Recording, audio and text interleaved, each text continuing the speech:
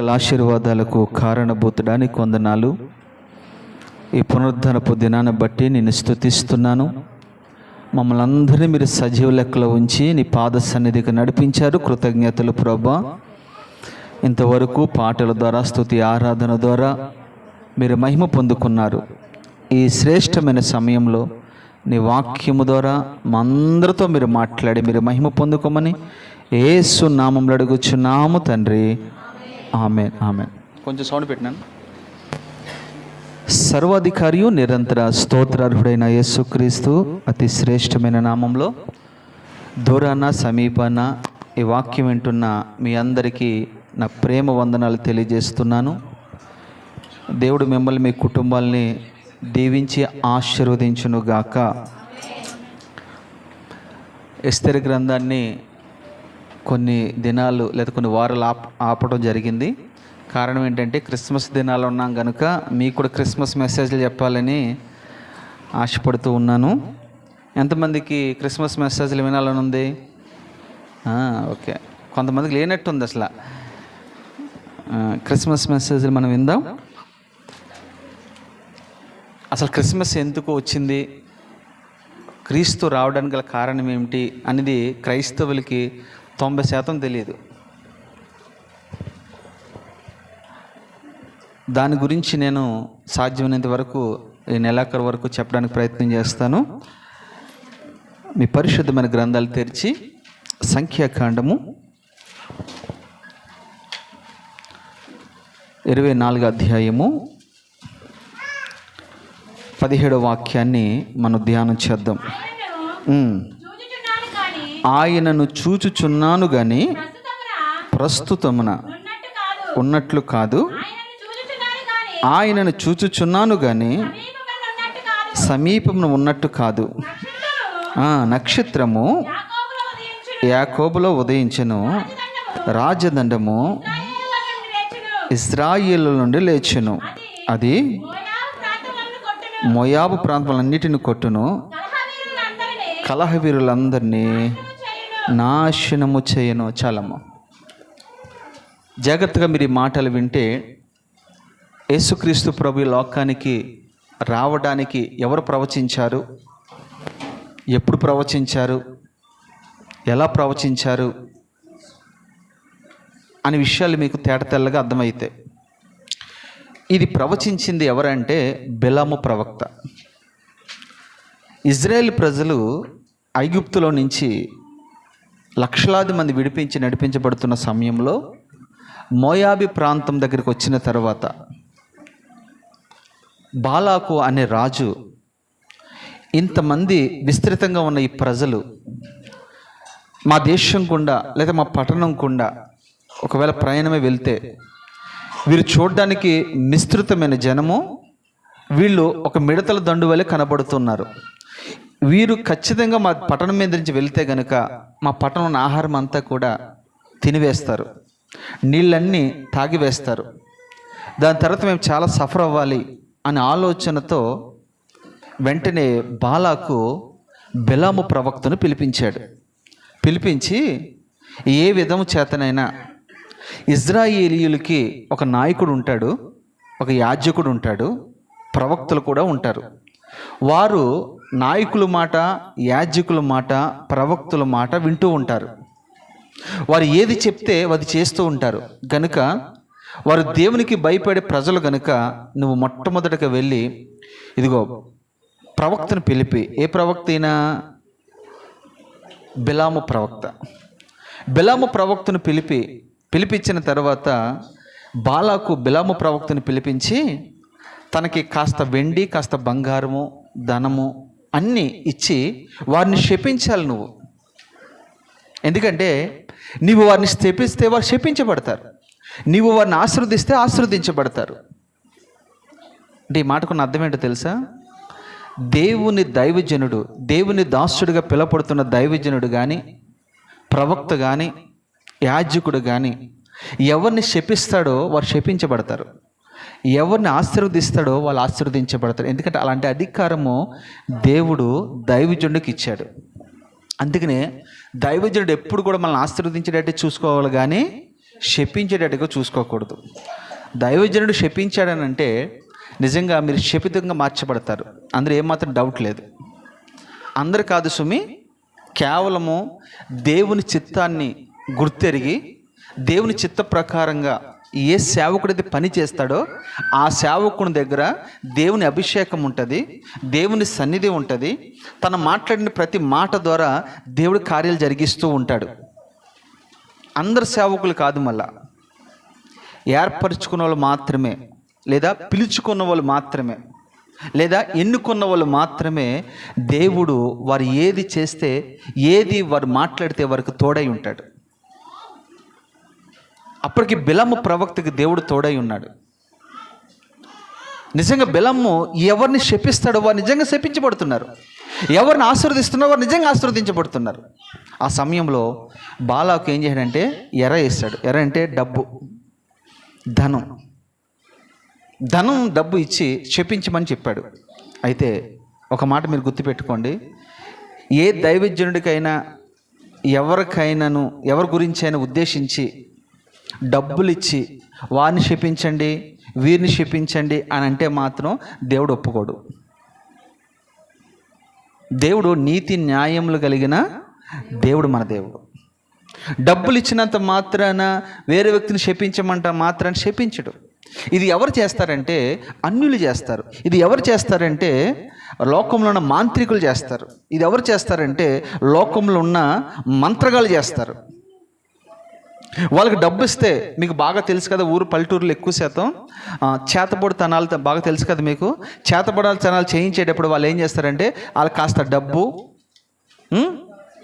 కావలసిన వస్తువులు వాళ్ళకి ఇచ్చి ఖచ్చితంగా వారిని శపించమని చెప్పినప్పుడు ఖచ్చితంగా జరిగేవి. నాకు బాగా తెలిసే విషయం, ఎందుకంటే మా ఊర్లో ఎవరికైనా ఈ చేతబడితనం చేయాలంటే మొట్టమొదటిగా ఆ వ్యక్తి ఏం చేస్తాడో తెలుసా, ఒక చెట్టుని ఎన్నుకుని ఆ చెట్టుకు ఒక మేకుని కొడతాడు.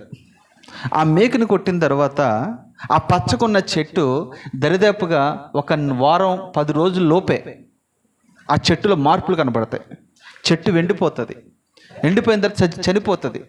ఆ యజమానుడు అనుకుంటాడు, అరే ఇంత పచ్చకున్న చెట్టు ఏమైందని అర్థం కాదు.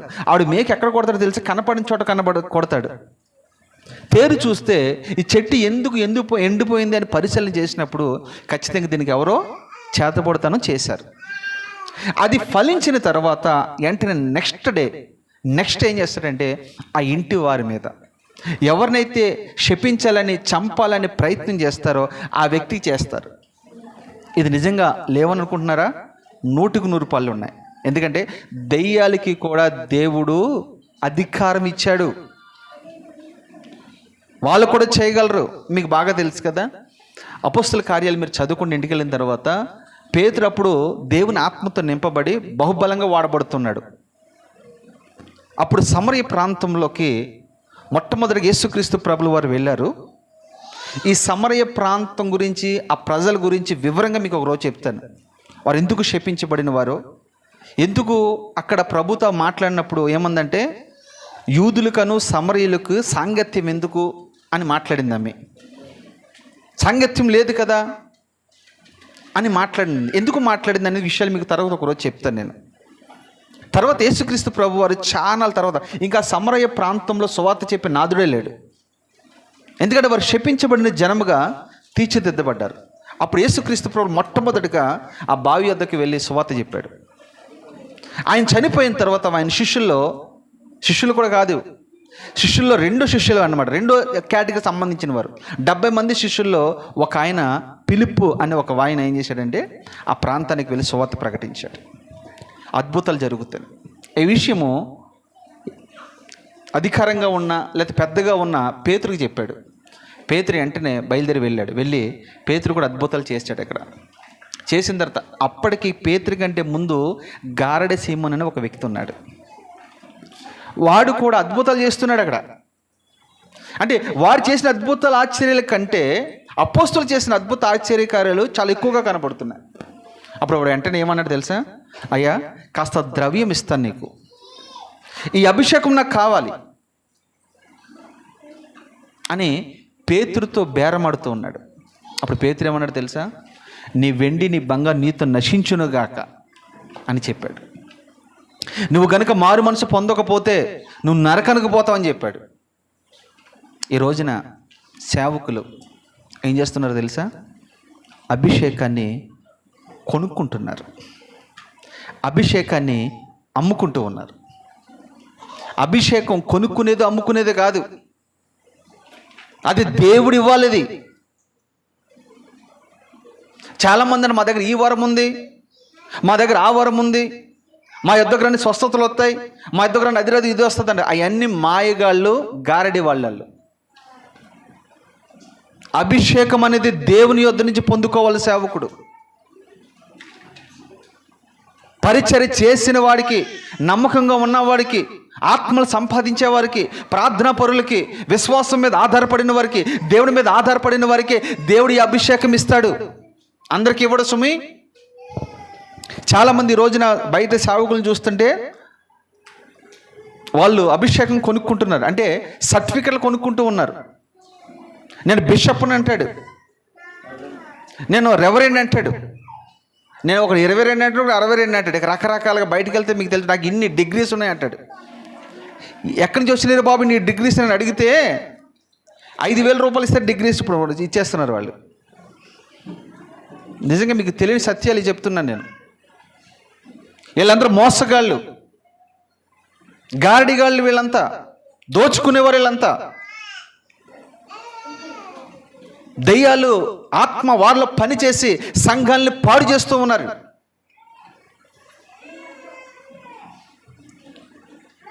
అపోస్తులకి అభిషేకం ఎలాగొచ్చింది తెలుసా? 3.5 సంవత్సరాలు ప్రభువుతో నమ్మకంగా తిరిగారండి. రాత్రి అనగా పగలనగా ప్రభువుతో తిరిగి సేవ చేశారు వాళ్ళు. దాని తర్వాత ప్రభు వెళ్తున్నప్పుడు మీరు మేడగది మీదకి వెళ్ళి కనిపెట్టండి, నా ఆత్మని మీ మీద పంపిస్తాను.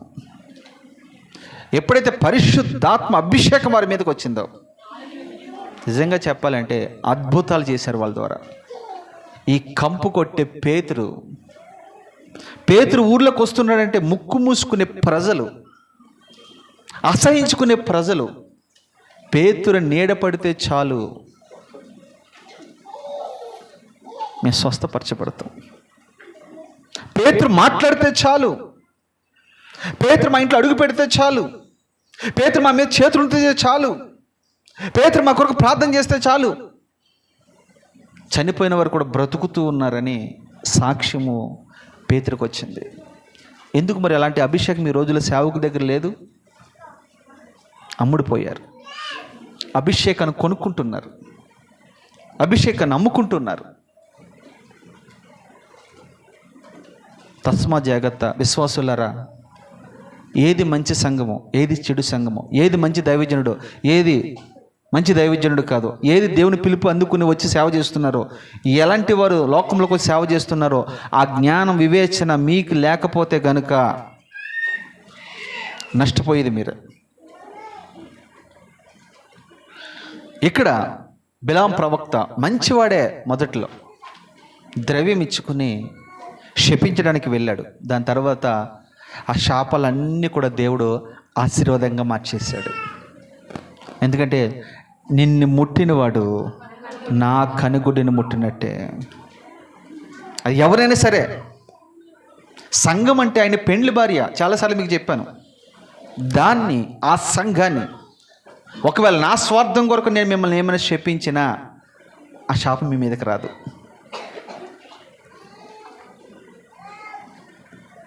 సంఘం అంటే ప్రభుకు అంత ఇష్టం. ఎంత ఇష్టమో తెలుసా? సంఘం గురించి ఆయన ప్రాణమే పెట్టాడు. మీరు గమనిస్తే మాటలన్నీ కూడా చూడండి. ఆయన చూచుచున్నట్టుగాని, చూడండి, ఇది ఒక దర్శనం బిలాము ప్రవక్తకు దేవుడు చూపిస్తూ ఉన్నాడు. ప్రస్తుతానికి ఇప్పుడు ఉన్నట్టుగా లేడు. అంటే తన రూపం వేరే రాబోతుంది. ఇప్పుడు ప్రస్తుతం ఆయన కనబడినట్లుగా నాకు లేడు, ప్రస్తుతం నేను చూస్తున్నట్టుగా లేడైనా. అప్పటికి ఎక్కడున్నాడంటే ప్రభు పరలోకంలో ఉన్నాడు, తండ్రి కుడిపార్శ్వన ఉన్నాడు, మహిమోన్నతుడిగా ఉన్నాడు, ఎవరు సమీపించలేని తేజస్సులో వసించుచు అమరత్వం కలిగిన వాడిగా ఉన్నాడు నా ప్రభు. ఇప్పుడు ఆయన అప్పుడు వాక్యమై ఉన్నాడు.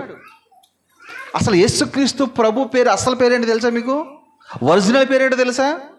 వాక్యము. ఆయన పేరు వాక్యం. యేసు క్రీస్తు, నజరేయుడు, మెస్సయి, ఇవన్నీ బిరుదులు. ఒరిజినల్ పేరు వాక్యము. ఆది యందు వాక్యము ఉండెను, ఆ వాక్యము దేవుని యొద్ద ఉండెను, ఆ వాక్యమే దేవుడై ఉండేనే విషయం మీకు బాగా తెలుసు కదా. ఈ వాక్యం ఎక్కడుంది తెలుసా? దేవుని యొద్ద ఉంది. అంతే బిలాం అన్నాడు. ఏమన్నాడు తెలుసా? ఆయన చూచుచున్నాను కానీ ప్రస్తుతం ఉన్నట్టు కాదు. ఆయన చూచుచున్నాను కానీ రెండోది ఏంటి తెలుసా? సమీపముగా ఉన్నట్లేట. ఏమన్నాడు రెండో మాట? సమీపం ఉన్నట్లు కాదు. ఇప్పుడు ప్రజెంట్ ఉన్నాడు. ఎప్పటి నుంచి ఉన్నాడు ఈయన? 2000 సంవత్సరాల క్రితం నుంచి ఉన్నాడా? చాలామంది తెలియని విషయం ఏంటంటే యేసుక్రీస్తు ప్రభు 2000 సంవత్సరాల క్రితం పుట్టాడని మన క్రైస్తవులు కూడా అంటూ ఉంటారు. ఆయన 2000 సంవత్సరాల క్రితం పుట్టినవాడు కాదు. ఒక రోజున మిద్యాని అరణ్యంలో మోషే మందను మేపుతూ ఉన్నప్పుడు, మందను మేపుతూ ఉన్నప్పుడు, నా ప్రజలు విడిపించి మోషే అని చెప్పడానికి ఒక సంకేతం, ఒక పొద దర్శనం చూపించి ప్రభు మాట్లాడుతూ ఉన్నాడు.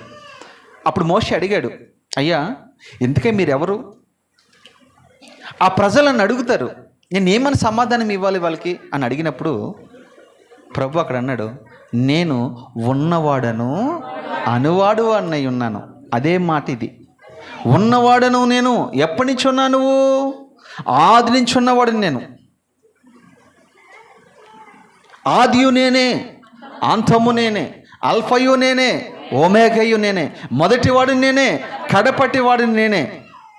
చూసారా ఎప్పటి నుంచి ఉన్నాడు ఈయన? సృష్టింపబడక ముందు నుంచి ఉన్నాడు ఈయన. పర్వతములు పుట్టక ముందు నుంచి ఉన్నాడు ఈయన. ఈయన 2 సంవత్సరాల క్రితం దేవుడు కాదు.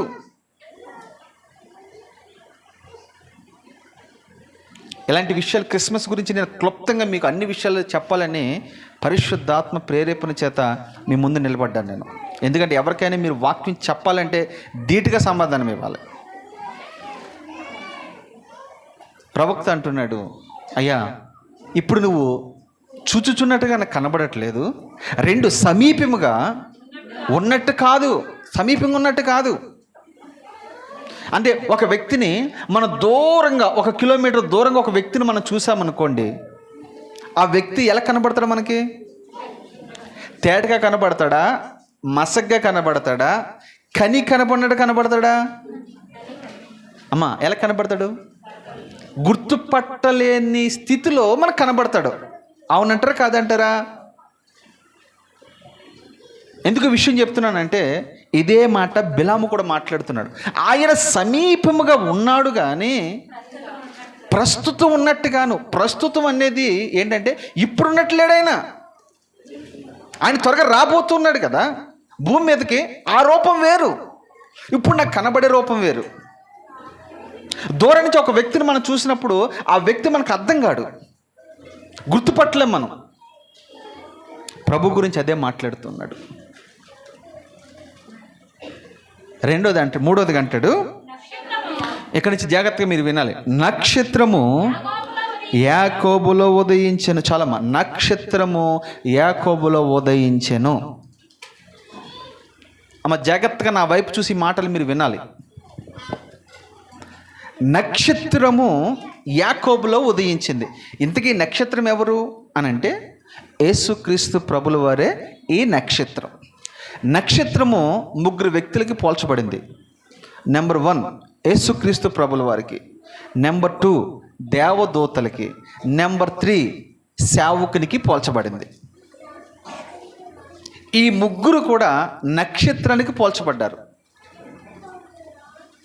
నెంబర్ 4 సంఘములో ఉన్న వాళ్ళందరూ కూడా యేసయ్యని సొంత రక్షకునిగా అంగీకరించి మారు మనసు పొంది రక్షణ పొంది ప్రభు సాక్షులుగా నిలబడుతున్న ప్రతి వ్యక్తి కూడా ఒక నక్షత్రమే.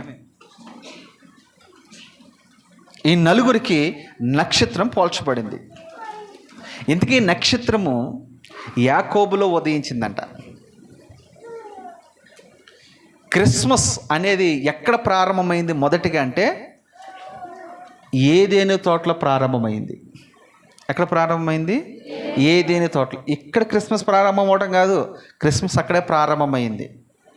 ఎందుకంటే ఆదాము అవ్వ ప్రభు మాట వినకుండా ఎప్పుడైతే ఆజ్ఞ అతిక్రమించి పాపము చేశారో, సాతాను వాళ్ళని శపించడం జరిగిందో, లేకుంటే ప్రభు వాళ్ళని శపించడం జరిగిందో, దాని తర్వాత అక్కడ ప్రభు ఒక మాట అంటాడు. ప్రభు వెంటనే దర్శనమిచ్చి ఆదామా నువ్వు ఎక్కడున్నావు అన్నప్పుడు చెట్ల చోటున ఉన్నానని చెప్పాడు. అప్పుడు ప్రభు శపిస్తూ ఉంటాడు అందరినీ. అక్కడ ఒక మాట ఉంటుంది, స్త్రీ సంతానము ఏమైతే తెలుసా? స్త్రీ సంతానముకు నీకు వైర్యము కలిగిన అంటాడు. స్త్రీ సంతానానికి నీకు వైర్యము కలుగుతుంది. మీ ఇద్దరి మధ్యన గొడవ ఉంటుంది, మీకు ఒకరికొకరు పడదు. అతడు నీ తల మీద కొట్టును, అతను నువ్వేమో మడుమ మీద కరిచేదవు. కొట్టేదు లేదా కరిచేదవు అని అర్థం. కరుస్తావు. క్రిస్మస్ అక్కడ ప్రారంభమైంది. నిజంగా యేసుక్రీస్తు ప్రభువారు స్త్రీ సంతానంగా పుట్టినవాడు. మనమందరము కూడా మగ సంతానం వల్ల పుట్టినవారము. ఈ భూమి మీద పుట్టినవాడే కావచ్చు, పుట్టబోయేవాడే కావచ్చు, పుడుతున్నవాడే కావచ్చు, ఎవరైనాను సరే మగవాని యొక్క ప్రమేయం లేకుండా ఏ వ్యక్తి కూడా ఈ భూమి మీద రాడు. అందుకనే మనమందరము ఎవరి సంతానం అంటే పురుషుని సంతానము. అది స్త్రీ అయినను పురుషుడైనను. మీకు ఇంకా బాగా అర్థం కావాలంటే మత్తయి సువార్త మీరు అక్కడ వంశావళి ఉంటుంది. ఆ వంశావళి అంతా మీరు చదువుకుంటే అబ్రహాము ఇస్సాకుని కనెను, ఇస్సాకు యాకోబుని కనెను, యాకోబు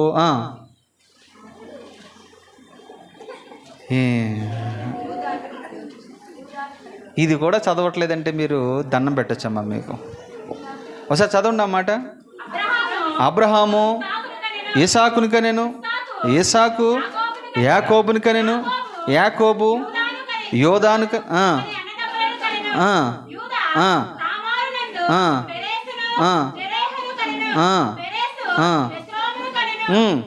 హెస్రోను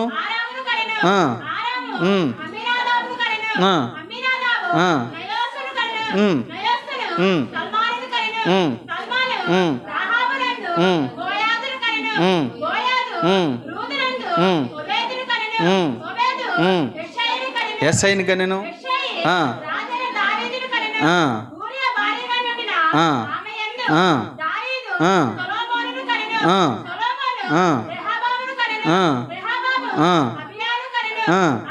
అబియా,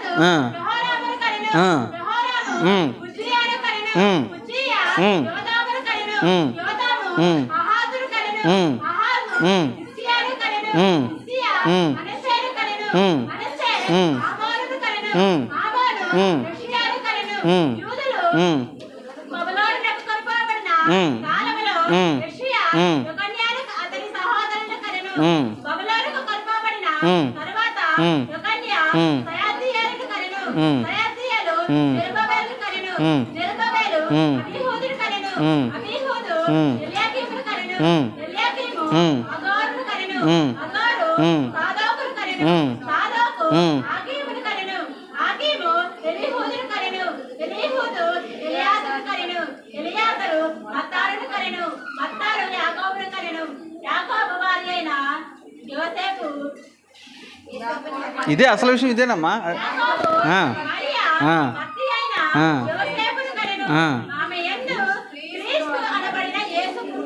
అది సంగతి.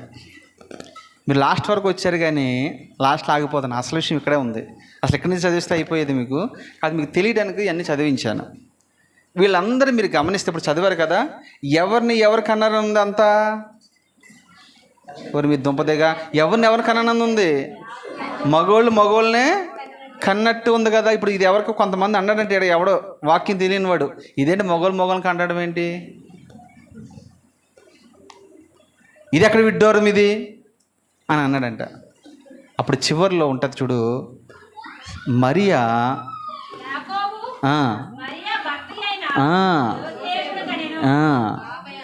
ఆమె యందు, చూడండి, మరియా యందు క్రీస్తు యేసు పుట్టెను. చివరిగా చెప్పాలంటే మరియా యందు ప్రభు పుట్టాడు అంటే స్త్రీ సంతానము. ఈ మాట ఎక్కడ ప్రవచించబడింది? ఆది కాండంలో. ఎక్కడ స్త్రీ సంతానం పుడతామని ఉంది కదా, ఆ మాట ఇక్కడ కోట్ చేసుకోండి. ఇదన్నమాట. ఇప్పుడు మీకు అర్థమైంది వాక్యం.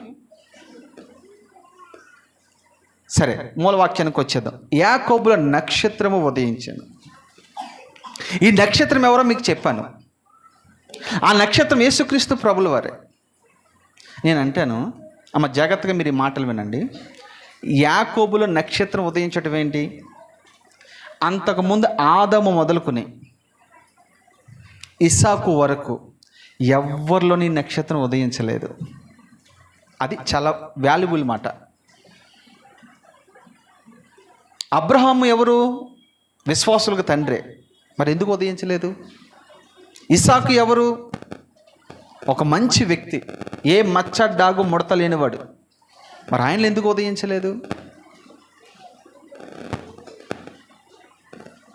ఇంకా అంతకు ముందు మీరు చూస్తే ఆనోకు దేవునితో నడిచినవాడు, మరి ఆయన ఎందుకు ఉదయించలేదు? ఆనోకు నీతిమంతుడని ఉంది, ఎందుకు ఉదయించలేదు? యాకోబులోని ఎందుకు నక్షత్రం ఉదయించింది అని అంటే, యాకోబు తన నిజస్థితిని ఒప్పుకున్నాడు. ఎక్కడ ఒప్పుకున్నాడు అని అంటే ఎబ్బోకు రేవు దగ్గర. ఎబ్బోకు రేవు దగ్గర మీరు ఆ వాక్యం ఒకసారి తీస్తే, ఎబ్బోకు రేవు దగ్గర యాకోబు దేవునితో పెనుగులాడాను. రాత్రంతా పెనుగులాడిన తర్వాత వచ్చిన ప్రతిఫలం ఏమిటనగా, దేవుడు అడుగుతున్నాడు, అయా యాకోబు, ఇంతకే నీ పేరు ఏమిటి అని అడగగానే నా పేరు యాకోబు అని అన్నాడు. యాకోబు అనే మాటకు అర్థం ఏంటంటే మోసగాడు లేదా మోసము చేయవాడు అని అర్థం. తన నిజస్థితిని ఒప్పుకున్నాడు, కప్పుకోలేదు. నక్షత్రము నీలో ఉదయించాలి అని అంటే నీ నిజస్థితిని దేవుని దగ్గర ఒప్పుకోవాలి. ఇన్ని సంవత్సరాల అవుతుందిగా దేవుని సన్నిధికి మీరు వచ్చి, నేను అడుగుతున్న మాట, ఎన్నో క్రిస్మస్లు మీరు చేసుకున్నారు, ఎన్నో క్రిస్మస్లు మీ జీవితంలో దాటిపోతూ వెళ్ళిపోయినాయి. నేను అంటాను, నిజమైన క్రిస్మస్ ఏంటో తెలుసా? నక్షత్రం నీలో పుట్టాలి, నక్షత్రం నీలో ఉదయించాలి. అదే నిజమైన క్రిస్మస్. నీలో నక్షత్రం పుట్టిందా? నీలో నక్షత్రం ఉదయించిందా? నీలో నక్షత్రం ఉదయించాలంటే, నీలో నక్షత్రం పుట్టాలంటే ఖచ్చితంగా నీ నిజస్థితిని మర్యాదగా ప్రభు ఎదుట ఒప్పుకోవాలి. యాకోబు ఎవరు? అబ్రహాము యొక్క మనవడు, ఇస్సాకు కుమారుడు, ఆశీర్వదించబడినవాడు, దీవించబడినవాడు. అన్నను మోసం చేసి, తండ్రిని మోసం చేసి పద్దనరాముకి వెళ్ళిపోతూ ఉన్నప్పుడు అక్కడ ప్రభు కూడా ఒకసారి దర్శించి అడిగాడు, అయ్యా తిరిగి నీ తండ్రి ఇంటికి వెళ్ళిపోయి నేను దీవిస్తానంటే వెళ్ళిపోయాడు. తిరిగి ప్రయాణంలో ఆస్తితో, భార్యలతో, పిల్లలతో వస్తూ ఉన్నాడు. ఒంటరివాడిగా మిగిలి ప్రార్థన చేస్తూ ఉన్నాడు. అయ్యా నువ్వు నన్ను ఆశీర్వదిస్తేనే కానీ ఇక్కడి నుంచి నేను వెళ్ళిపోనయ్యాను. నేను అంటాను, నిజస్థితి ఒప్పుకున్నావా ప్రభు దగ్గర? నీ యథార్థ స్థితి ఒప్పుకున్నావా? నిజమే, వాక్యం అంటుంది నీతిమంతుడు లేడు, ఒక్కడు లేడు. అందరూ పాపం చేసిన వాళ్ళే. అయితే దేవుని సన్నిధికి వచ్చినప్పుడు దాచుకోకూడదు. ఎవరి దగ్గర నువ్వు దాచుకోవచ్చు. ఒకవేళ నీ యొక్క సీక్రెట్స్ లేదా నీ పరిస్థితి నీ భర్త దగ్గర దాయొచ్చు, నీ భార్య దగ్గర దాయొచ్చు, లేదా నీ స్నేహితుల దగ్గర దాయొచ్చు, లేదా దైవజనుడి దగ్గర దాయొచ్చు, తోటి విశ్వాసుల దగ్గర నీ పరిస్థితి దాచి నాటకాలు ఆడుతూ లేకుంటే ఏదేదో చేస్తూ మనము నటించవచ్చు. అప్పుడు ఏమైతే తెలుసా, నీ జీవితం అంతా కూడా నటన అయిపోతుంది. నటిస్తూనే వెళ్ళిపోతాను నువ్వు ఎప్పటికీ కూడా. నటన ఒక్కనాటికి మంచిది కాదు. ఎందుకంటే నీ జీవితంలో నక్షత్రం ఉదయించదు, నక్షత్రం నీలోనికి రాదు. ఎందుకంటే నీ నిజస్థితి ఒప్పుకోవట్లేదు. నువ్వు ఏమేం చేస్తున్నావో, ఎవరికెవరికి తెలియకుండా ఏమేం చేస్తున్నావో అదంతా దేవుని దగ్గర ఒప్పుకోవాలమ్మా. ఒప్పుకుంటేనే. కప్పుకుంటే కాదు సుమి, కప్పుకుంటే శపించబడతావు, ఒప్పుకుంటే ఆశీర్వదించబడతావు. శపించబడాలనుందా, ఆశీర్వదించబడాలనుందా? నాకు యాకోబులో అందరూ మోసగాడు అంటారు, కానీ నిజం చెప్పాలంటే యాకోబులో ఏ మోసం నాకు కనబడలా. నేను చెప్పడం కాదు, బైబిలే చెప్తుంది, మీకు చదివిస్తాను. అక్కడ తల్లి ప్రేరేపణ వల్ల అలా చేశాడు, కానీ నిజంగా యాకోబు కావాలని చేసింది కాదు అది. ఈ సాక్ష్యము డైరెక్ట్గా ప్రభు ఇస్తూ ఉన్నాడు. అమ్మా, ఎన్నో క్రిస్మస్లు నువ్వు చేసుకుంటున్నావు కదా, నిజంగా మీరు చెప్పండి, గుండెల మీద చేసి చెప్పండి, యథార్థంగా చెప్పండి, మీరు నిజంగా సంతోషముతోనే క్రిస్మస్ చేసుకుంటున్నారా? ఆనందం నిజంగా చేసుకుంటున్నారా? లేదా ఎవరో మన పండగ కాబట్టి, సంవత్సరం ఒక పండగే కాబట్టి ఖచ్చితంగా మనం చేసుకోవాలని చేసుకుంటున్నారా? కదా, నిజంగా మీరు చెప్పండి. సంవత్సరం అందరూ చేసుకోండి, ఇది మనకు ఆచారం అయిపోయింది, అందరూ చేసుకుంటారు, మనం కూడా చేసుకోవాలి. అందరూ కొత్త బట్టలు కట్టుకుంటే మనం కట్టుకోవాలి, అందరూ ఇల్లులు పెయింట్ వేసుకుంటే మనం కూడా వేసుకోవాలి. అంత క్రొత్తగా ఉండాలని అనుకుంటున్నాం. నీకు తెలుసా దాన్ని ఏమంటారంటే మేకప్, లేదా నటన, లేదా యాక్టింగ్.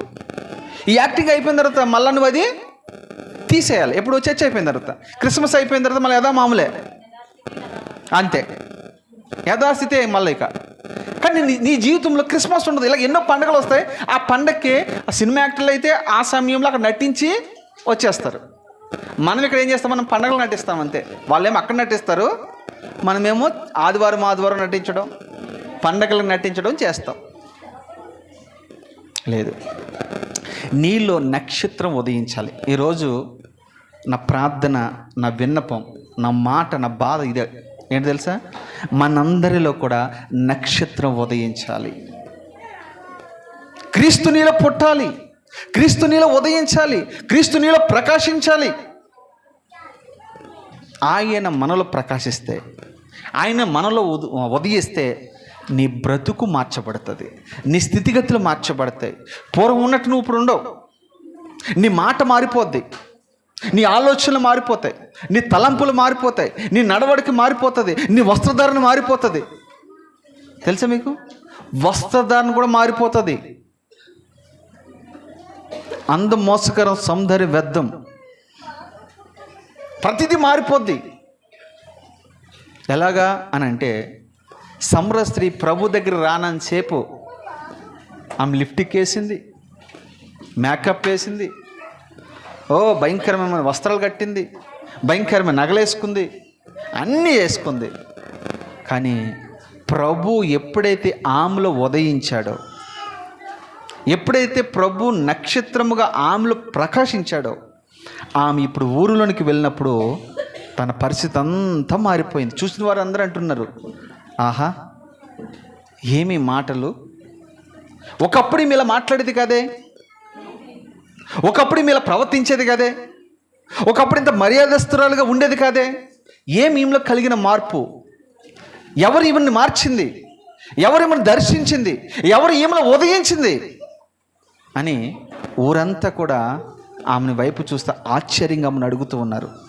అప్పుడు ఆమె ఏమని తెలుసా, రండి రండి, నా గురించి లేదా నా పాపం గురించి లేదా నా స్థితిని గురించి చెప్పిన వాడు అక్కడ ఉన్నాడు, రండి.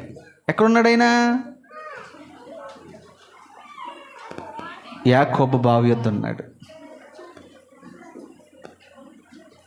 నీవు లోకంలో నువ్వు ప్రకాశిస్తూ ఉన్నప్పుడు అనేక మందులు నీ ప్రకాశాన్ని చూసి, నీ మార్పును చూసి, నీ పరిస్థితిని చాలామంది నిన్ను అడుగుతారు, నీ ఇరుగు పొరుగు వారు అడుగుతారు, నీ బంధువులు అందరూ అడుగుతారు, అమ్మ ఇంత మార్పు నీకు ఎక్కడి నుంచి వచ్చింది?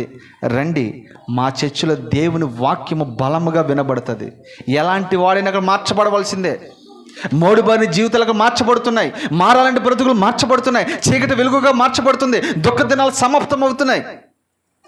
రండి అని నిన్ను బట్టి 10 మంది వచ్చేటట్టు ఉండాలి. అప్పుడే నక్షత్రము నీలో ఉదయించినట్టు. యాకోబులో నక్షత్రం ఉదయించింది. అమ్మ, విలువైన ఖరీదైన మాట చెప్తాను, గుర్తుపెట్టుకోండి. మనలో మోసం ఉన్నని చెప్పు, మోసంగా ప్రవర్తించినంత చెప్పు, మాయ మాట్లాడినంత చెప్పు, ఎవరినో భ్రమ పెట్టాలని ప్రయత్నం చేసినంత కాలము నీలో ఈ నక్షత్రం పుట్టదు.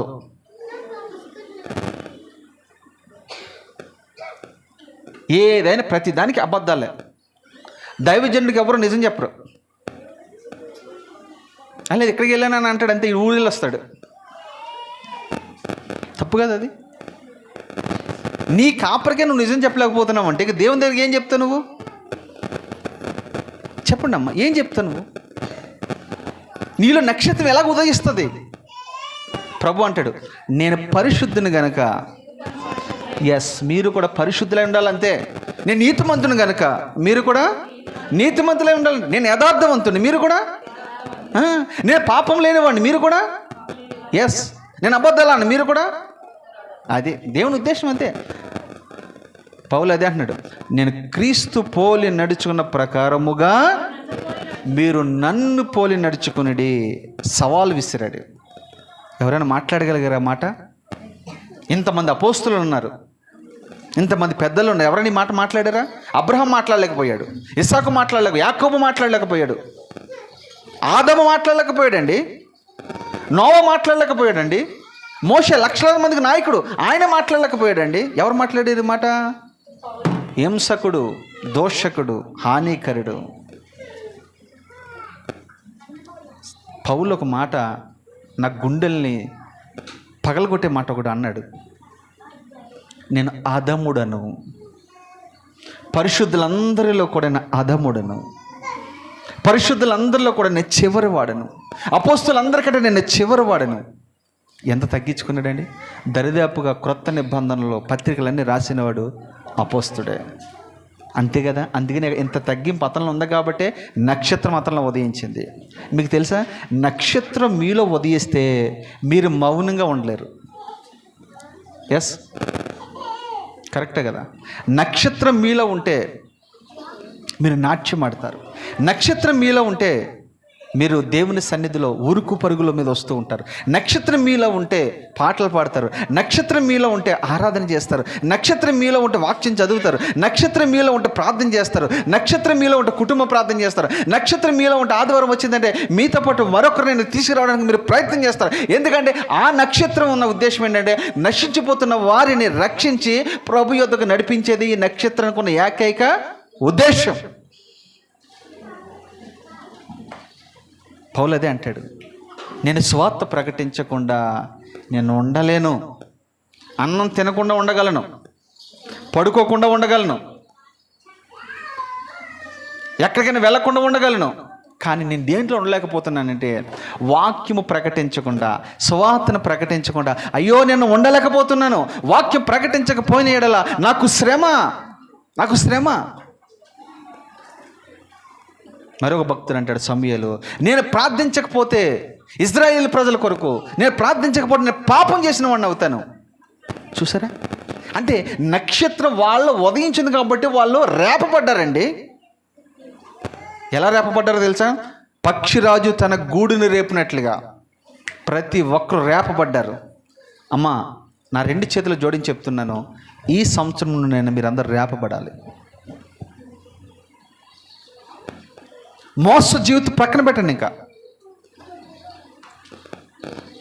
దేవుని ఆరాధించేవారు ఆత్మతో సత్యముతో ఆరాధించాలి.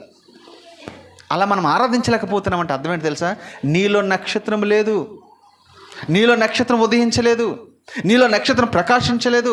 అందుకనే ఏదో పోగొట్టుకున్న దానిలాగా వస్తావు తిరిగి వెళ్ళినప్పుడు. అదే మంద సమయతుడు దావీదుని చూడండి, దావీదు వలెనే నాట్యమాడి అది చూసారా, దావీదు రాజు ఉన్నప్పటికీ కూడా ఇశ్రాయేలీయులకు రెండవ రాజు, సింహాసనం మీద కూర్చుని పరిపాలన చేసే ఈ గొప్ప రాజు సింహాసనం ఎదుట తాను తగ్గించుకుని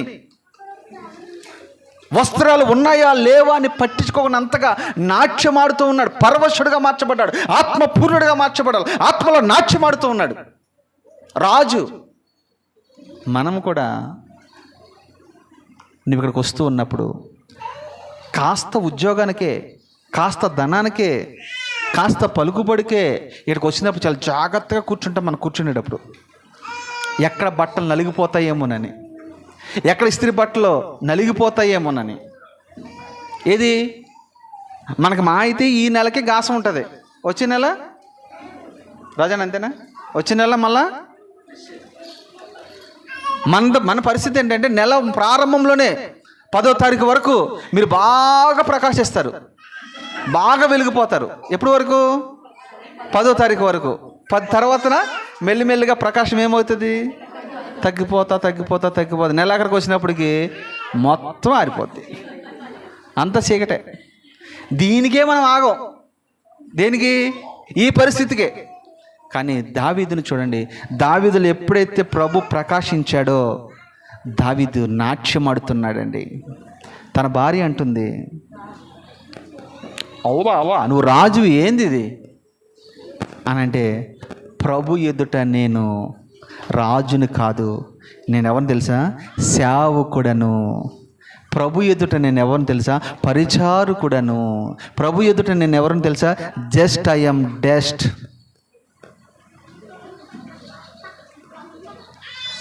నేనేమై ఉన్నానో అది దేవుని కృప వల్లనై ఉన్నాను. పౌలు మాట్లాడుతున్నాడండి. పౌలు అన్ని కోణాల్లో, ఒక కోణం కాదు అన్ని కోణాల్లో ఐశ్వర్యవంతుడు. అది అంటాడు, నేనేమై ఉన్నాను అది కేవలం దేవుని కృప వలనై ఉన్నాను. ఎంత చక్కటి మాట అమ్మ! ఇన్ని మాటలు వింటున్నప్పుడు నీ హృదయం ఎలా అనిపిస్తుంది? మౌనంగా ఎలా కూర్చోగలుగుతున్నావు నువ్వు? మారాలి, మన బ్రతుకులు మారాలి, మన ఆలోచనలు మారాలి, మన ఆరాధన మారాలి, మన ప్రార్థన మారాలి, మన స్థితిగతులు మారాలి, దేవుని దగ్గరికి వచ్చే విధానం మారాలి, దేవుని పనిలో నీ స్థితిగతులు మారాలి తల్లి. నేను నిజంగా చెప్తున్నాను మీకు, దేవుని ప్రేమించే విషయంలో నా భార్యను కూడా నేను ప్రేమించనండి. నేను దైవజనుడిగా ఒక బలిపీఠ మీద ఉండి చెప్తున్నా. నా పిల్లల్ని కూడా ప్రేమించాను, నేను నా తల్లిని కూడా ప్రేమించాను. ప్రభు అంటే నాకు అంత పిచ్చి. కారణం ఏంటి తెలుసా? ఈ ఎన్నిక లేని వాడికి, విలువ లేని నాకు ఎంత విలువ ఇచ్చాడంటే ఆయన కృప ద్వారా కదా. అనేక ప్రాంతాలు తిరుగుతుంటే చాలామంది కాళ్ళ మీద పడతారండి. ఇంత అభిషేకం దేవుడు ఇచ్చాడు కదా. ఎక్కడి నుంచి వచ్చింది ఇది? ఆయన నక్షత్రం నాలో ఉదయించింది కనుక ఉదయించింది. నక్షత్రం గురించి ఒక రోజున మీకు మేబీ ఈ వచ్చే నెక్స్ట్లో చెప్దామని అనుకుంటున్నాను. ప్రార్థన చేయండి. నక్షత్రం విధానం ఎలాగుంటుంది అనేది. రైట్. రెండోదిగా మీరు చూస్తే, మూడోది ఇక్కడ నక్షత్రం యాకోబులో ఉదయించెను, రాజదండము ఇజ్రాయిల్ రాజదండము లెగిచెను. రాజదండం అంటే ఇజ్రాయిల్ నుంచి లెగిస్తుందట. తర్వాత అది మోయాబు ప్రాంతములన్నిటిని కొట్టును, కలహవీరులందరినీ నాశనము చేయను. చూడండి, ఒకవేళ నక్షత్రం నీలో ఉదయిస్తే నువ్వేమైపోతుంది తెలుసా? అనేక ప్రాంతాలని ఏమైతే తెలుసా? కొట్టేవాడుగా నువ్వు ఉంటావు. అనేక మందికి కొడతామంటే వాళ్ళ కొడతాం కదా, నిజంగా సువార్తను ప్రకటిస్తావు. అనేక ప్రాంతాల్లో నువ్వు మౌనంగా ఉండవు. నక్షత్రం నీలో ఉదయించిందంటే రాజధాని నీ నుంచి లేచిన తర్వాత నువ్వు మౌనంగా ఉండవుక. ఏ ప్రాంతానికి వెళ్తే ప్రాంతంలో, ఏ పట్టణంకి వెళ్తే పట్టణంలో, ఏ బంధువుల దగ్గర రక్త సంబంధికులకి వెళ్ళినా. ఒకసారి గుడివాడ ప్రాంతంలో, గుడివాడలో దరిదాపుగా మాకు 4 చర్చెస్ ఉన్నాయి. మా బావాళ్ళందరూ కూడా సేవకులు. ఒక ఆయన ఇక్కడ కూడా వచ్చాడు. వాళ్ళ సేవకులు అండి, అప్పటికి నేను విశ్వాసిని, వాళ్ళు అప్పటికి సేవ చేస్తున్నారు. వాళ్ళు ఒక మాట అన్నారు, వాళ్ళకి నేను ఒక ప్రత్యేకంగా కనపడుతూ ఉన్నాను. అరే మోషే గాడు మనం సేవకులమై ఉండి మనం ఏదో ఇలా ఉంటున్నాము, వీడు అలాగ ఉండట్లేదు, ఈ ఇంటికాడ సేవకుడిగా ఉంటున్నాడు, బయట అన్ని చోట్ల అలాగే ఉంటున్నాడు వీడు అనేవారు నన్ను వాళ్ళు. ఎందుకో నాకు ఇష్టం ఉండదండి ఎవరితో కూడా కాస్త చనువుగా మాట్లాడడం కానీ చనువుగా వ్యవహరిస్తాం కానీ నాకు అసలు మొదటి నుంచి కూడా లేదు అది. ఇక్కడ ఈ నక్షత్రం మీలో ఉదయించిందంటే మీరు ఏం చేస్తారు తెలుసా? మోయాబు ప్రాంతాలను మీరు ఏం చేస్తారు తెలుసా? పడగొడతారు, నాశనం చేస్తారు. మోయాబు అంటే అర్థం ఏంటి తెలుసా? విగ్రహారాధన. మోయాబులో ఏముంది? వ్యభిచారం ఉంది. మోయాబులో ఏముంది? విగ్రహాన్ని ఉంది. మోయాబులో ఏముంది? మోసం ఉంది. మోయాబులో ఏముంది? కలహవీరులు ఉన్నారు. వారు నువ్వేం చేస్తావు తెలుసా? పడగొడతావు. అంటే సువార్త చెప్పి వారి కొరకు ప్రార్థన చేసి వాళ్ళలో ఉన్న దుష్టత్వాన్ని నువ్వేం చేస్తావు తెలుసా? ప్రక్కకు తీసుకొస్తావు. రెండోదిగా తర్వాత మాట ఏముందంటే కలహవీరులందరినీ కూడా నాశనం చేస్తాం. కలహవీరులందరినీ కూడా నాశనం చేస్తాం. చూడండి, నాశనం చేసి డైరెక్ట్ ప్రభు కాదు, ప్రభు నీలో ఉండి నిన్ను ఒక ఆయుధముగా వాడుకొని నీ ద్వారా అనేక మంది కలహవీరులను, గొడవ పెట్టేవారిని, గొడవల మారుల వారిని, సంఘంలో చాలామంది గొడవలు పెట్టడానికి ట్రై చేస్తారు, సంఘాలు విడగొట్టాలని ప్రయత్నం చేస్తారు, సంఘాలు పాడు చేయాలని ప్రయత్నం చేస్తారు. అప్పుడు నువ్వేం చేస్తావు తెలుసా?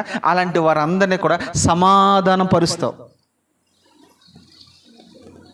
సమాధానపరిచేవారి సంతతి నిలిచి ఉండును. ఎక్కడ నిలిచి ఉంటుంది తెలుసా? పరలోకంలో నిలిచి ఉంటుంది. ఎవరైనా సంఘాన్ని పాడు చేయాలని లేదా సంఘాల మీద, సేవకుల మీద, విశ్వాసుల మీద నీ దగ్గర లేనిపోయిన మాటలు చెప్తూ ఉన్నారంటే ఖచ్చితంగా కలహ వీరుడని అర్థం. ఆ వ్యక్తితో నువ్వు సున్నితంగా ఏమన్నా తెలుసా? అక్క, అది మన సంఘం కదక్క, మనం అట్లా మాట్లాడకూడదు. ఎందుకంటే ఎంతో ప్రయాసపడి అక్కడ సేవ జరుగుతుంది, అవునా కదా? ఇక్కడ సేవ ఊరినే జరుగుతుందా అని మీరు ఒకరిని ఒకరు ఈ రీతిగా మీరు మాట్లాడుకునే వారిగా ఉండాలి.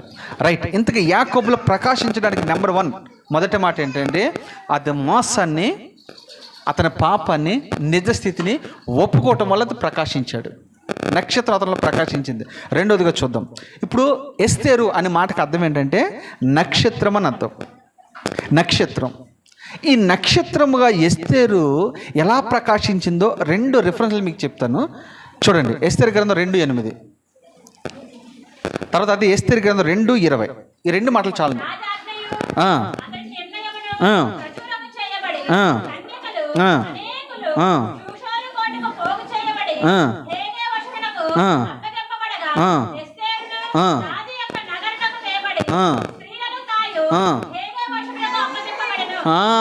చాలమ్మా. హేగే వశముకు అప్పగింపబడింది కనుక ఈమె ఒక నక్షత్రముగా మార్చబడింది. ఆ షూషను కోటలో కొన్ని వేల మంది స్త్రీలు వచ్చారు, కానీ ఎవరి గురించి అయినా కానీ ఈమె నక్షత్రంలో ప్రకాశిస్తుందని ఎవరి గురించి అయినా రాయబడిందా? అసలు ఈ పేరు పెట్టింది ఎవరు? అమ్మా, నక్షత్రము అని పేరు పెట్టింది ఎవరు మీకు తెలుసా? మోదగే కాదు, ఈ అన్యులు పెట్టారు ఈ పేరు. అక్కడున్నవ రాజు ఈ పేరు పెట్టాడు. తెలుసా మీకు ఆ విషయం? ఆమె అసలు ఒరిజినల్ పేరు ఏం పేరు?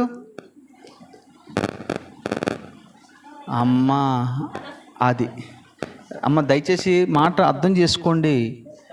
ఆమె అసలేని పేరు హదస్సా అన్న మాటకు అర్థం ఏంటంటే మల్లెతీగ అని అర్థం. మల్లెతీగ లేదా సువాసనను కలిగించేది, పరిమళ వాసన ఇచ్చేదని అర్థం. అది ఒరిజినల్ పేరు, అది యూదులు పెట్టుకునే పేరు అది. కానీ ఇక్కడికి వచ్చిన తర్వాత ఆమె తగ్గింపు చూసి, ఆమె వినయాన్ని చూసి, ఆమె లోబడితనం చూసి రాజు పేరు పెట్టాడు. ఏమని? ఎస్తేరని. ఎస్తేరని మాటకు అర్థం ఏంటంటే ప్రకాశించేది, పరిమళించేది, వెలుగునిచ్చేది అని చెప్తూ ఉన్నాడు. మీకు ఇంకా అర్థం కావడానికి చెప్పాలంటే షడ్రక్, మెషక్, అబేద్నెగోలు అసలు పేర్లు ఏంటి వాళ్ళవి? ఈ ఒరిజినల్ పేర్లు ఈ కాదు వాళ్ళవి. ఇంటికి వెళ్ళిన చదువుకోండి, వచ్చే ఆదివారం మిమ్మల్ని అడుగుతాను చెప్పండి. దానియేలు పేరు ఒరిజినల్గా ఏం పేరు, అసలుది ఏం పేరు? ఇంకా మీకు అర్థం కావాలంటే ఏసేపు ఉన్నాడు కదా, ఏసేపు అసలు ఒరిజినల్ పేరేంటి, కానీ వాళ్ళు పెట్టిన పేరేంటి? ఇవన్నీ మీకు పరీక్ష వచ్చి ఆదివారం నేను అడుగుతాను, ప్రతి ఒక్కరు చెప్పాలా. Okay right. ఇప్పుడు చూడితే ఎస్తేరు ప్రకాశించడానికి గల కారణం ఏంటంటే తాను ఎవరికి అప్పగించుకుంది తెలుసా? హేగేకి అప్పగించుకుంది. అంటే అక్కడ దైవజనుడికి అప్పగించుకుంది. నువ్వు దైవజనుడికి అప్పగించుకుంటే నీలో నక్షత్రం పుడుతుంది. డైరెక్ట్గా నువ్వు ఏసైకి నేను లోపడతాను, దైవజనుడు నాకు వద్దంటే కుదరదు.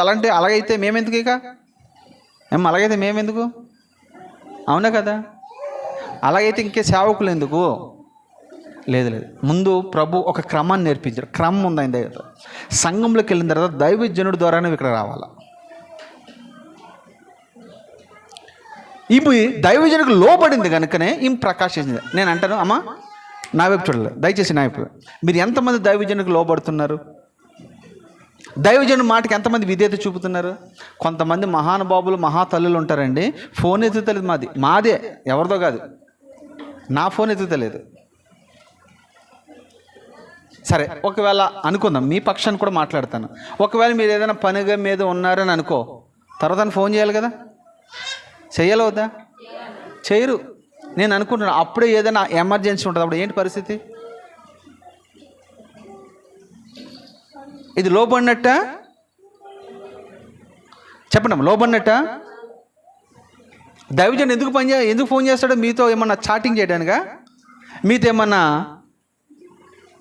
గొచ్చులాడ్డానిక? మీతో ఏమైనా ఎటకారం ఆడ్డానిక? ఎందుకు ఫోన్ చేస్తాను నేను? ఏదో దేవుని పని ఉంటుంది, ఆ పని మీతో చెప్తా కదా. కానీ మీరేమనుకుంటారంటే ఏదో మీ ఇంట్లో ఒక మనిషిలాగా నేను, లేదా మీ చుట్టాల్లో బంధువుల్లాగా, ఏముంది నేను ఇలాగే చేస్తూ ఉంటారు, తర్వాత పని ఏముందో తర్వాత చేసుకుందాం అన్నట్టు కొంతమంది అలా కూడా చూస్తారు. దుర్మార్గులు కొంతమంది. తప్పమ్మది. దైవజనుడు కానీ దైవజనురాలు కానీ ఫోన్ చేసినప్పుడు మేము ఏదైనా విలువైన సమాచారం ఉంటే తప్ప మీతో ఎప్పుడైనా ఫ్రీగా నేను ఎప్పుడైనా మాట్లాడతాను. నేను కానీ అక్క కానీ చూసారమ్మా మీరు? నేను ఎవరికైనా ఫోన్ చేయడం చూసారా? చేయను నేను ఎవరికి ఫోన్. ఏదైనా విలువైన సమాచారం ఉంటే దాని గురించి మాట్లాడతాను. ఎందుకంటే పొరుగు వారి ఇంటికి పదే వెళ్ళటం వల్ల ఏమవుతుందంట? స్త్రీలు చెప్పాలి అందరూ, ఏమవుతుందంట? అది పదే ఫోన్ చేసినా, పదే ఇంటికి వెళ్ళినా, పదే కలుసుకున్నా, పదే కలిసి భోజనం చేసినా, పదే కలిసి ప్రయాణించినా ఏమవుతుంది చెప్పండి? విసుక్కుంటాడు. పైకి విసుకు, లోపల అంటాడు. అందుకనే మీ ఇంట్లోకి వచ్చినప్పుడు కూడా మేము రాము అసలు. ఎందుకంటే మీరు ఫోన్ చేస్తేనే వస్తున్నాం. మేము వచ్చామనుకో మీరు ఖచ్చితంగా ఇసుకుంటారు. ఏంటంటే అరే అనవసరంగా వచ్చాడు రా, అలా అనుకుంటారా? అన్న మీరు ఎప్పుడు వచ్చినా పర్లేదు అన్నవాళ్ళు ఒకసారి. సరే, ఈ సంవత్సరం మీరు చూడండి, మీరు ప్రతిరోజు మీ ఇంటికి వచ్చేస్తాం, మీరు అన్నారు కాబట్టి. పర్లేదా? రైట్. ఇక్కడ మీరు గమనిస్తే ఇక్కడ యాకోబు గురించి రాయబడిన విషయంలో మనం జ్ఞానం చేస్తున్నాం. ఎస్తేరు ప్రత్యేకించి ప్రకాశించడానికి గల కారణం ఏంటో తెలుసా? లోబడటం. రెండో మాట కూడా చదవండి. ఎస్తేరు 2:20.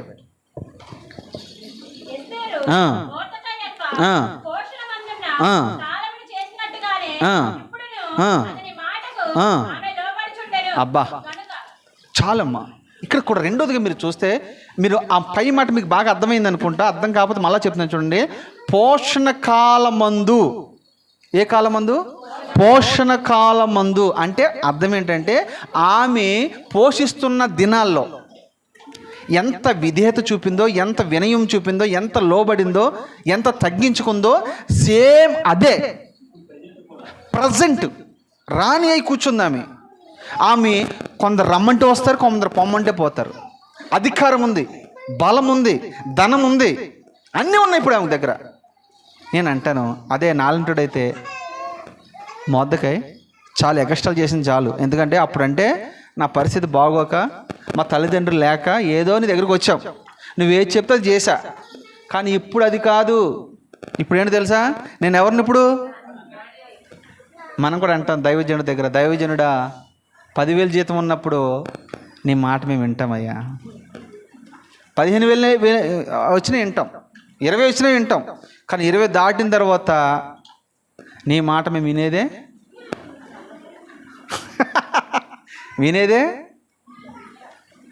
మీరు అలాంటి వాళ్ళు కాదనుకోండి, లైవ్లో ఉన్న వాళ్ళు కూడా ఇది వెళ్తుందని చెప్తున్నా. 20 దాటిన తర్వాత, 30 దాటిన తర్వాత, 40 దాటిన తర్వాత, 50 దాటిన తర్వాత ఎలా ఉంటుంది? 50 దాటిన తర్వాత ఇంకా అది కరెక్ట్ మాట. ఇది కనబడితే లేదేక. ఒకవేళ పొరపాటు మీకు ఏ బస్ స్టాండ్లో ఎక్కడ మేము కనపడ్డామనుకో,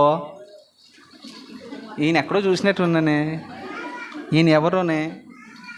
ఎందుకంటే డబ్బు ఒక వ్యక్తిని ఏం చేస్తుంది?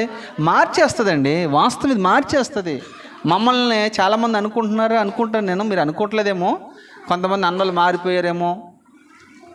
అన్నలు మారిపోతాక అన్నలు ఏమన్నా 4 కాసులు బంగారం వేసి తిరుగుతున్నాడు అన్న, 4 ఉంగరాలు పెట్టి తిరుగుతున్నాడు అన్న, చెప్పండి. లేదా అన్నకేమన్నా కారు ఉందా? అన్నకేమన్నా సొంత ఇల్లు ఉందా? అన్నకేమన్నా బ్యాంకులో బ్యాలెన్స్ ఉందా? ఏ విషయంలో మారిపోతామమ్మా? అన్న ఎప్పుడు మారిపోడు.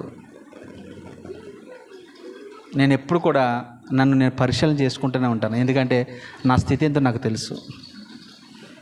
కొంతమంది అలా మీ దగ్గర అన్నప్పుడు అట్లా మీరు అనుకోకూడదు. కాకపోతే ఒక విషయం అయితే చేంజ్ జరుగుతూ ఉంటుంది అప్పుడప్పుడు కొన్ని విషయాల్లో. అది కూడా మీకు క్లారిటీ ఇస్తున్నా. ఏంటి తెలుసా, చర్చికి కొత్త వాళ్ళు వస్తున్నారు కదమ్మా. కొత్త వాళ్ళు వస్తున్నప్పుడు పాత వాళ్ళకి ఏంటంటే కాస్త తక్కువ మర్యాద దొరికిద్ది, తక్కువ ప్రేమ దొరికిద్ది. ఎందుకండి? కొత్త వాళ్ళకి అవకాశం ఇవ్వాలి, వాళ్ళతో ఎక్కువగా మాట్లాడాలి, వాళ్ళని కొంచెం బలపరచాలి. అవునా కదా? అవునా కదా? ఇప్పుడు మీ ఇంటికి నేను వచ్చాను అనుకోండి, నా ట్రీట్మెంట్ నేను వచ్చినప్పుడు ట్రీట్మెంట్ ఎలా ఉంటుంది అంటే, నేను రోజు సేవకుని కాబట్టి మీ ఇంటికి వస్తాను కాబట్టి చౌను మీద ఏదో ఒకటి పెడతా తింటాం. అదే వేరే ప్రైజ్ లార్డ్ అనే దైవజనుడు వచ్చాడు అనుకోండి, మా ఇద్దరు పక్క పక్కన పెట్టుకోండి, ఎవరిని ఎక్కువ బాగా చూస్తారు మీరు? నిజం చెప్పండి అమ్మ, అబద్ధం చెప్పొద్దు. ప్రైజ్ లార్డ్ అన్న ఆయన్ని బాగా చూస్తారు. ఎందుకంటే ఆయన స్వరం వేరు, ఆయన బేస్ వాయిస్ వేరు, ఆయన కథ అంతా వేరు ఉంటుంది. ఇక ఆయనకేమో బల్ల మీద పెడతారు చక్కగా. మాకైతే అన్నకు తెలుసు కదా, అన్నకు అన్న అర్థం చేసుకుంటారు అనుకుంటారు మీరు కదా.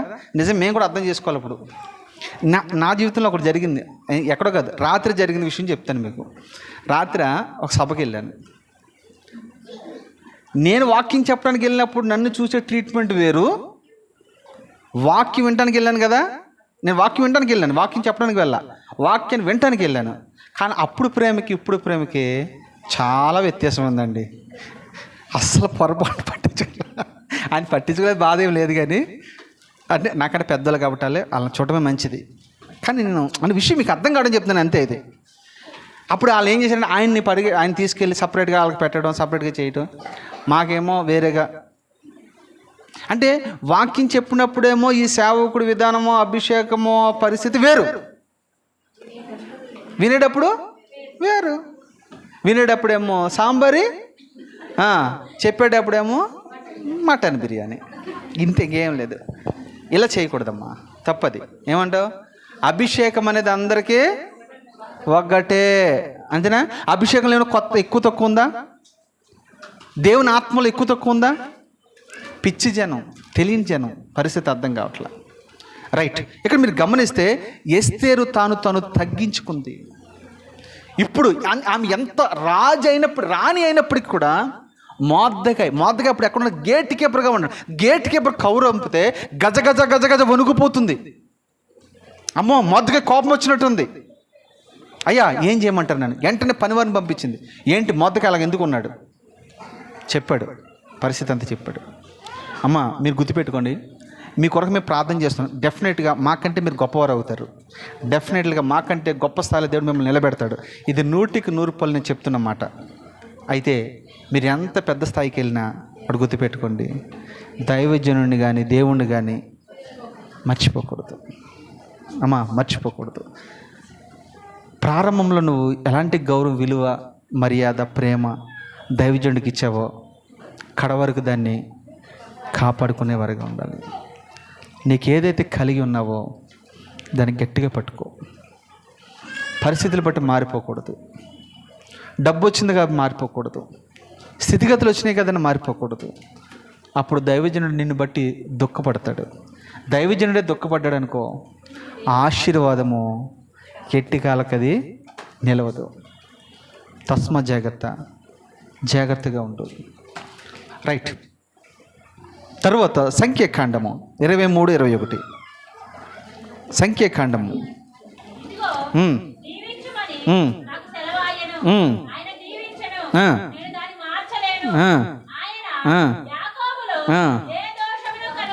ఈ మాటలు మీరు అండర్లైన్ చేసుకోవాలి.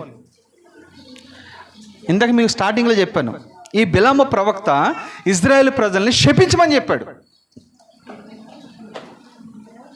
ఎవరు? బాలాకు చెప్తున్నాడు బిలాముకి, శపించేవారిని, నాశనం చేసేవారిని, పాడు చేసాయి అని చెప్తూ ఉంటే ఆయన అలా చేయడానికి ప్రయత్నం చేశాడు. అయితే ఇక్కడ ఏమన్నాడు తెలుసా? చదువునానా? నేను దాన్ని దేన్ని మార్చలేను? నేను ఆల్రెడీ దీవించేశాడు, దాన్ని మార్చలేను నేను. వాస్తవం చెప్పాలంటే శపించాడు. ఆ శాపాన్ని దేవుడు ఏం చేశాడు? దీవెనగా మార్చాడు.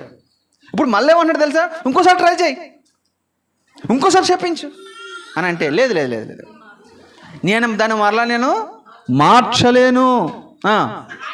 ఆయన యాకోబులో ఏ దోషమును కనుగొనలేదు. నెంబర్ 1, మొదట్లో నక్షత్రం ఉదయించడానికి కారణం ఏంటంటే యాకోబులో ఏ దోషమును కనబడలేదు. అబ్బా, దోషం అంటే తెలుసా మీకు? తప్పులే కదా. దోషం అంటే ఏంటి? పాపమే కదా. దోషం అంటే ఏంటి? ఆజ్ఞ అనుసరించకపోవడమే కదా. ఇవన్నీ దోషం కింద వస్తాయి. కానీ ఒకప్పుడు యాకోబులో దోషం ఉంది, ఒకప్పుడు యాకోబులో మోసం ఉంది, ఒకప్పుడు యాకోబులో అబద్ధాలు ఉన్నాయి, ఒకప్పుడు యాకోబులో అనేక మందిని మోసం చేసే మనస్తత్వం ఉంది. ఒకప్పుడు యాకోబులో తండ్రిని మోసం చేశాడు, అన్నను మోసం చేశాడు, అత్తమామ అందరినీ కూడా.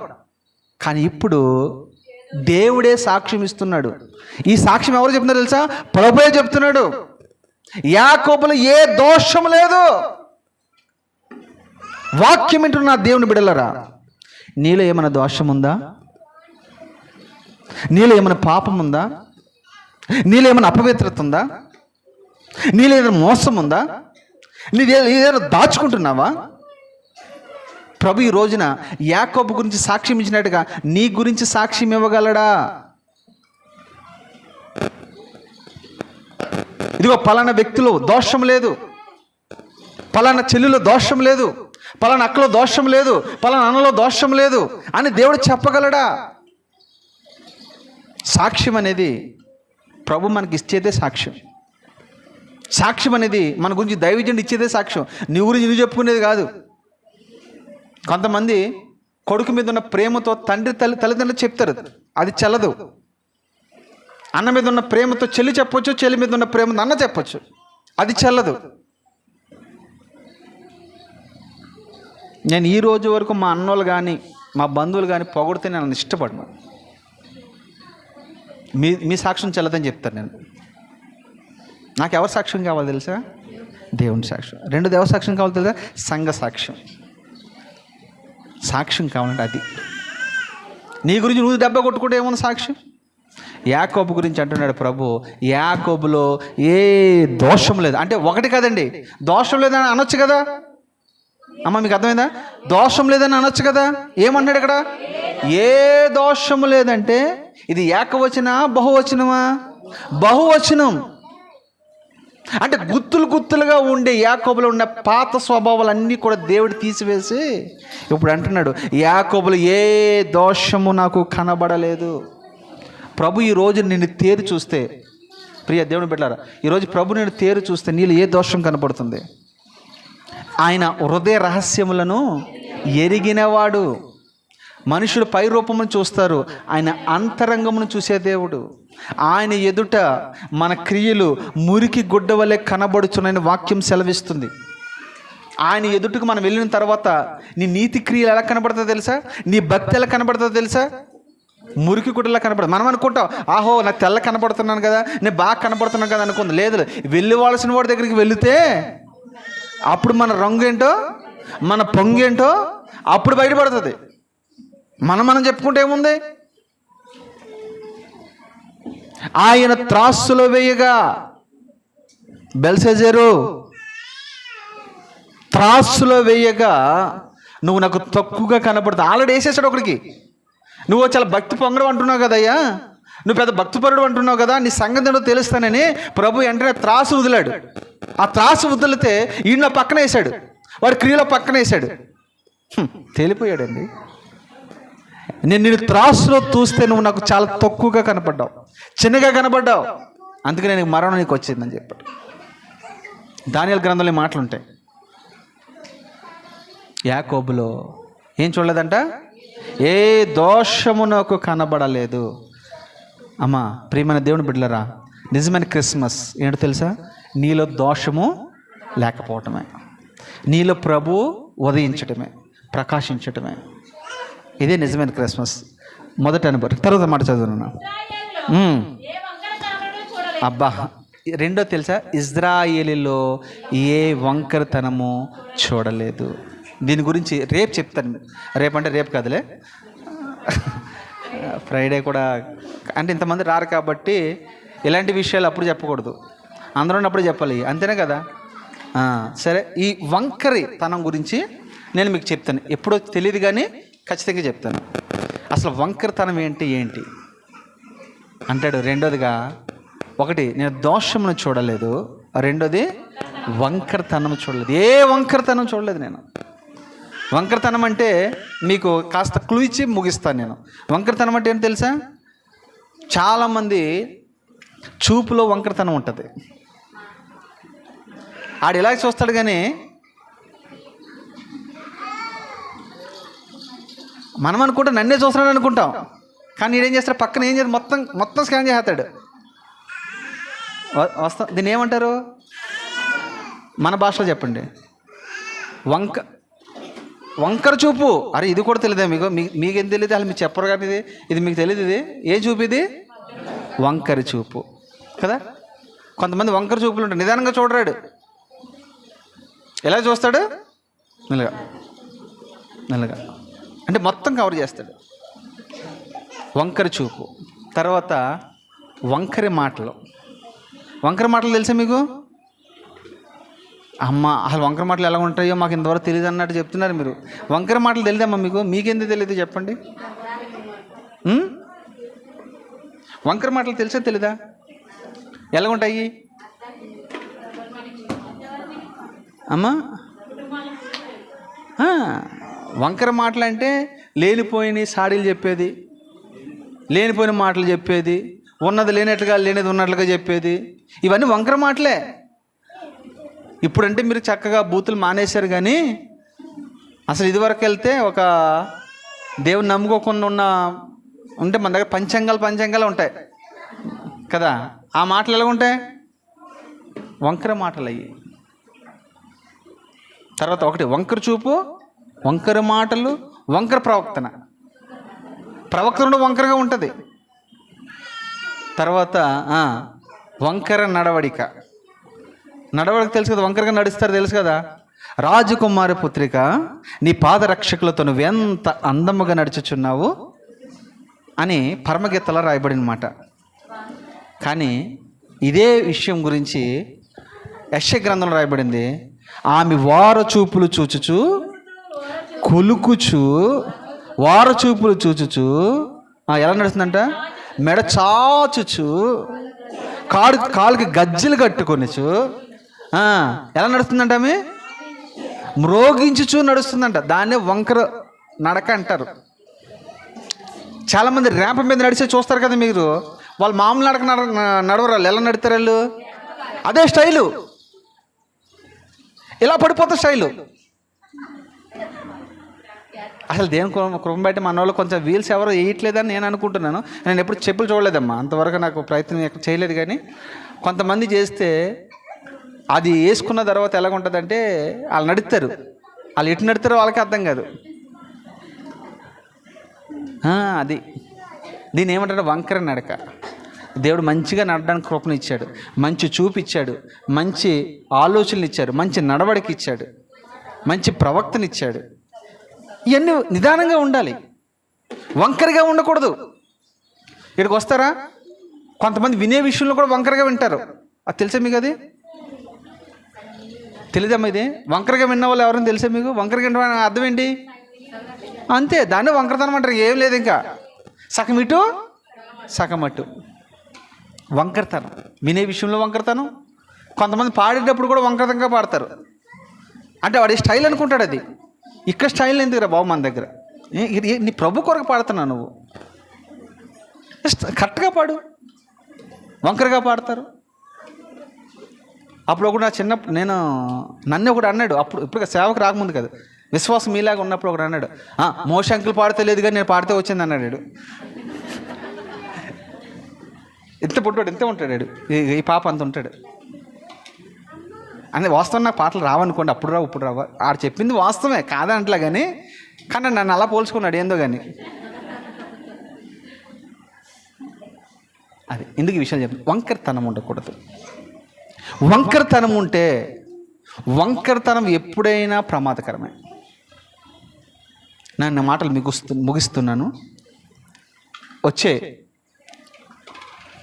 సెమీ క్రిస్మస్కి స్టార్ గురించి చెప్తాను, నక్షత్రం గురించి.